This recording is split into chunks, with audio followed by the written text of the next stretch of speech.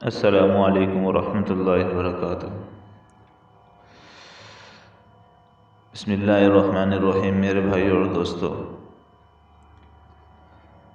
یہ رات جو آنے والی ہے بہت ہی مقدس رات ہے، شب برات ہے۔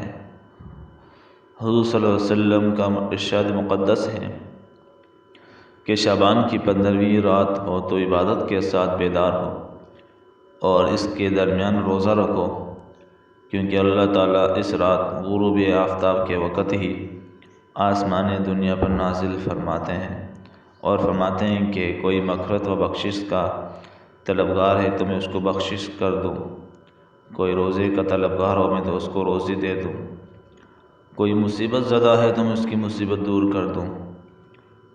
یہ اعلان صبح صادق تک اسی طرح ہوتا رہتا ہے۔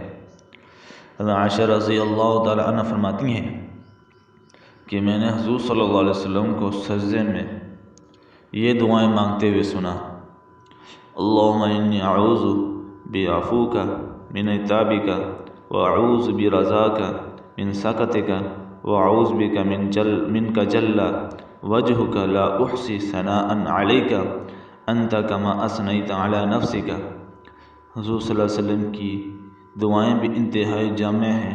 ان میں سے یہ بھی ہے: اے اللہ، میں تیری عتاب سے تیری عافیت کی پناہ مانگتا ہوں اور تیری ناراضگی سے تیری رضامندی کی پناہ مانگتا ہوں، اور میں تجھ سے پناہ کا طلبگار ہوں۔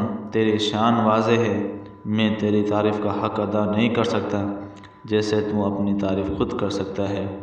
عائشہ رضی اللہ تعالی عنہ فرماتی ہیں کہ میں صبح کو میں نے حضور صلی اللہ علیہ وسلم سے اس دعا کا ذکر کیا تو آپ صلی اللہ علیہ وسلم نے ارشاد فرمایا: اے عائشہ، اس کو سیکھ لے اور دوسروں کو سکھا دے اور اسے سجدے میں بار بار پڑھو۔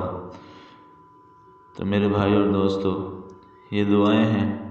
آج کی رات اللہ کو منانے کا بہترین طریقہ ہے۔